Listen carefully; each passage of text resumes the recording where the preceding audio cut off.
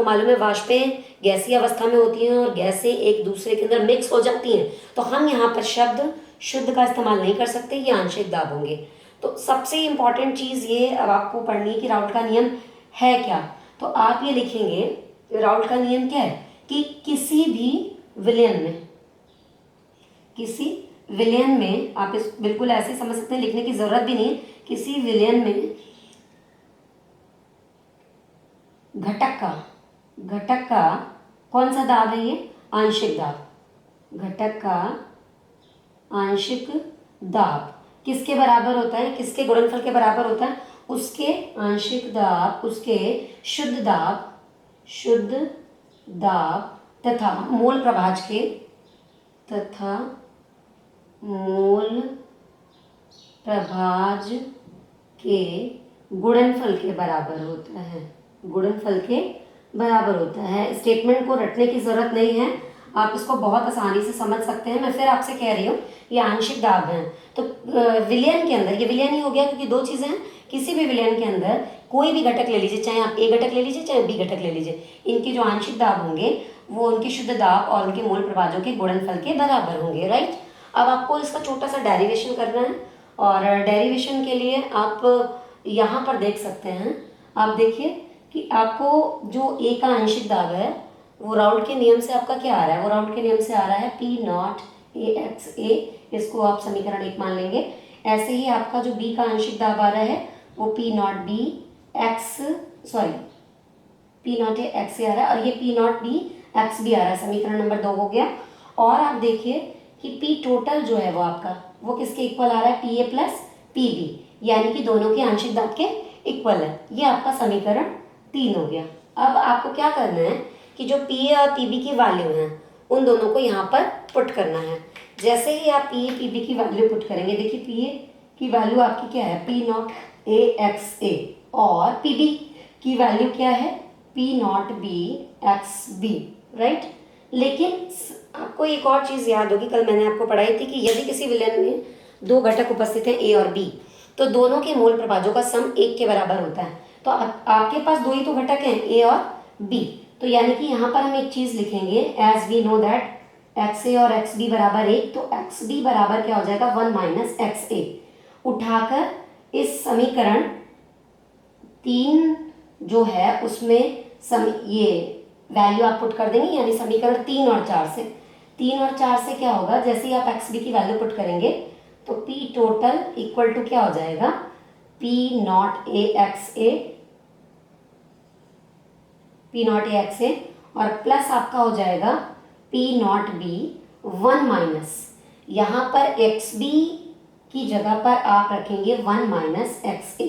Right. तो अब आप जब इसको अंदर मल्टीप्लाई में लेंगे तो सॉल्व करने के बाद आपका हो जाएगा P naught A x A plus P naught B minus P naught B x A, right. अब आप देखिए ये दोनों में से आप एक्स ए कॉमन ले सकते हैं, तो आप एक्स ए कॉमन ले लीजिए, अंदर आपका बचता क्या है, पी नॉट ए, और ये माइनस का बचेगा पी नॉट बी, और यहाँ आपका साथ में बचेगा प्लस पी नॉट बी। तो आपका देखिए डेरिवेशन जो है वो ये आ गया, डेरिवेशन आया आपका P total equal to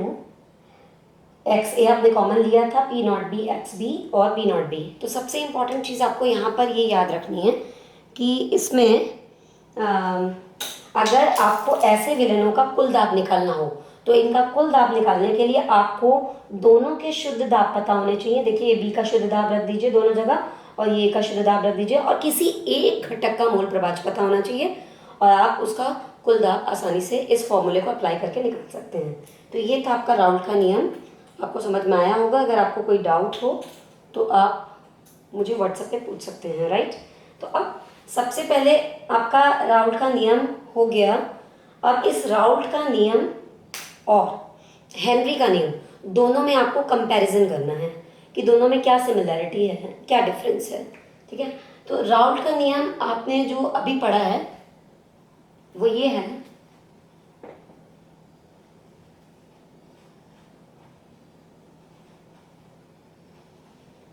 Raoult के नियम में आपने अभी पढ़ा किसी भी घटक का, राउल्ट का नियम ये था, किसी भी घटक का आंशिक दाब, कोई भी घटक ले लीजिए ए बी, हमने आपको दिखाया कि उसका आंशिक दाब जो है वो किसके इक्वल होता है, उसके प्योर दाब और उसके मूल प्रभाज के इक्वल होता है। ठीक है। और अगर हम बात करते हैं किसकी, अगर हम बात करते हैं हेनरी के नियम की, तो हेनरी के नियम में क्या होता है कि जो आपका आंशिक दाब होता है गैस का वो समानुपाती होता है मूल प्रभाज के। कल मैंने आपको पढ़ाया था प्रोपोर्शनलिटी का, अगर आप साइन हटाते थे तो आपका के एच इंटू एक्स आ जाता था। तो आप यहाँ से ए हटा दीजिए, क्या मैं राउल्ट का नियम ऐसे लिख सकती हूँ, ये राउल्ट का नियम है और ये आप देखिए समीकरण 2 जो है वो हेनरी का नियम है। आप देखिए यहाँ पर P आंशिक दाब है, यहाँ भी P आंशिक दाब है, ये एक्स मोल प्रभाज है, एक्स मोल प्रभाज है। यहाँ पर जो P नॉट है उसको रिप्लेस कर दिया गया है के एक्स से। तो जो हेनरी लॉ कांस्टेंट है उसकी जगह पर यहाँ पर शुद्ध दाब है। बाकी जो है वो राउल्ट का नियम जो है वो एक तरीके से हेनरी का नियम ही है, यानी हेनरी के नियम का अगर आप के एच रिप्लेस कर देते हैं किससे, किसी घटक के शुद्ध दाब से, तो आप देखिए आपको राउल्ट का नियम मिल जाएगा। तो ये सिमिलैरिटी और डिफरेंस आपको नजर आ गया होगा। अब आपको टॉपिक पढ़ना है सबसे पहले आदर्श विलयन। आदर्श विलयन क्या होते हैं?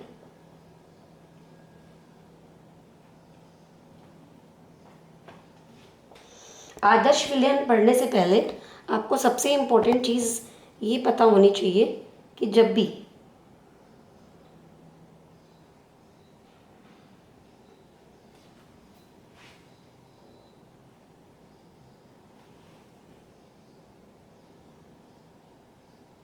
हम आदर्श विलयन की पढ़ाई जब भी करेंगे तो हमें सबसे पहले पता होना चाहिए कि ये ऐसे लिक्विड होते हैं, यानी कि ये ऐसे द्रव होते हैं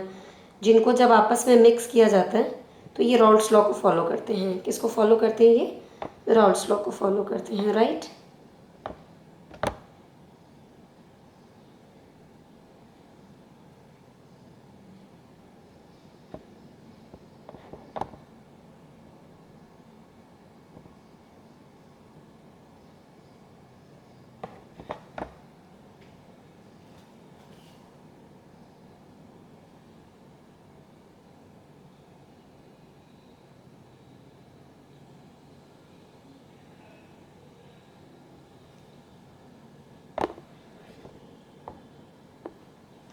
हाँ जी,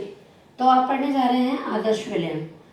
आदर्श विलयन क्या होते हैं? तो मैंने आपको अभी बताया कि जैसे मान लीजिए कि आप दो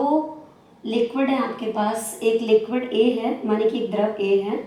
और एक मैं आपको द्रव बी दे रही हूँ और ये दोनों आप आपस में मिक्स करने जा रहे हैं और आपका जो विलयन बनेगा वो ए बी टाइप बनेगा। ये आपका विलयन बनने वाला है क्योंकि दोनों जो द्रव हैं वो एक दूसरे के कांटेक्ट में आने वाले हैं। तो याद रखिए ये आदर्श विलयन वो होगा जब कोई भी दो घटक आप आपस में मिलाइए और मिलाने के बाद जो वो राउल्ट के नियम को पूरी तरीके से फॉलो करें। तो अगर आप देखें कि राउल्ट के नियम को फॉलो करें, इसका क्या मतलब है?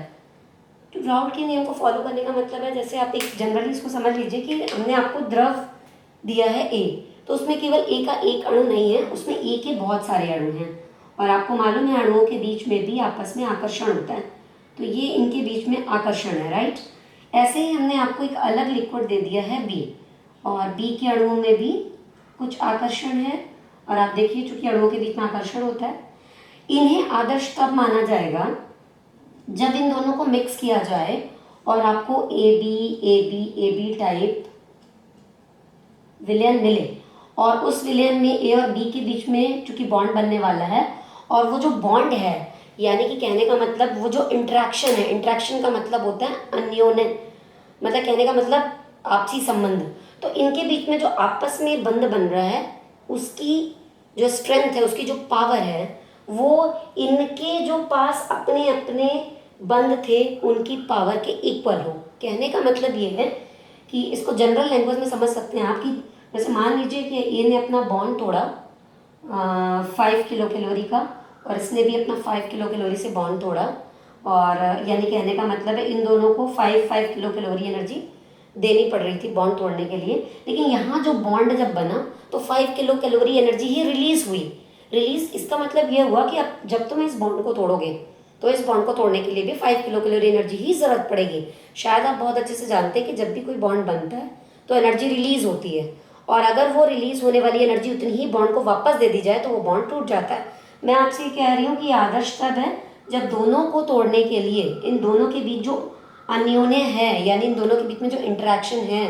जो बंद है उसको तोड़ने के लिए 5 किलो कैलोरी चाहिए, इसको तोड़ने के लिए भी 5 चाहिए, और जैसे ये बने 5 किलो कैलोरी निकली, अब वो जो एनर्जी निकली है उसी एनर्जी को अगर आप वापस यहाँ दे दोगे तो ये बंद टूट जाएगा। कहने का मतलब ये हुआ कि इनके बीच में जो इंटरेक्शन होते हैं उनका जो मैग्नीट्यूड होता है, ठीक है, वो यहाँ पर बनने वाले बॉन्ड के मैग्नीट्यूड के बराबर हो। तो ऐसे केस में जो आपका विलयन होगा वो आदर्श माना जाएगा। इसको आप एक जनरल एग्जांपल में ऐसे समझ सकते हैं, जैसे मान लीजिए कि मैं हॉस्टल में अपनी किसी फ्रेंड के साथ रह रही हूँ, और जो वार्डन होती हैं जो हॉस्टल की देख रेख करती हैं, उन्होंने मेरी उस फ्रेंड को वहाँ से निकाल कर किसी नई लड़की को मेरे साथ शिफ्ट कर दिया है, और मुझे उस लड़की को अपने रूम में शिफ्ट कराने में कोई ऑब्जेक्शन ना हो, मेरा उसका बंद बिल्कुल वैसा ही हो जैसा मेरा पहले वाली मेरी दोस्त के साथ था, तो इसका मतलब मेरे लिए ये शब्द बोला जाएगा कि मैं आदर्श हूँ, यानी मैंने किसी में कोई भेदभाव नहीं किया। राइट। तो याद रखिए, आदर्श वही होते हैं जिनमें, आदर्श विलेन वो विलेन होते हैं जिनमें जो घटकों के बीच पाए जाने वाले बंधों का जो मैग्नीट्यूड होता है विलयन में बने हुए नए बंधों के मैग्नीट्यूड के बराबर होता है, तो उन्हें हम आदर्श विलयन कहते हैं। ऐसे विलयन ही राउट के नियम को फॉलो कर पाएंगे। ठीक है, कहने का मतलब है ए का अपना कुछ वाष्पदाब होगा, बी का अपना कुछ वाष्पदाब होगा, लेकिन जब दोनों से विलयन बना होगा तो भी वाष्पदाब उतना ही रहा होगा, उसमें कोई चेंज नहीं आया, कोई अंतर नहीं आया, तो ये हो जाएगा आदर्श विलयन। अब आदर्श विलयन के लिए सबसे इंपॉर्टेंट बात यह कि ऐसे विलयनों के लिए डेल्टा एच मिक्सिंग की वैल्यू 0 होती है। डेल्टा एच मिक्सिंग की वैल्यू 0 होने का मतलब क्या है? डेल्टा एच जो होता है वो होती है कि जब भी कोई दो चीज़ें आपस में मिलाई जा रही हैं तो जाहिर सी बात है उनके पहले बंध टूटे होंगे और टूटने के बाद नए बंध बने होंगे, तो यहाँ बंध तोड़ने के लिए एनर्जी दी गई होगी और यहाँ बंध बनने के बाद एनर्जी रिलीज हुई होगी। तो जो नेट एनर्जी है, जैसे मान लीजिए यहाँ बंध तोड़ने के लिए मैंने आपको ए और बी के दोनों बंध तोड़ने में 50 किलो कैलोरी एनर्जी प्रोवाइड कर दी, और जैसे ही बंध बने 50 निकल भी आई, तो कोई आपसे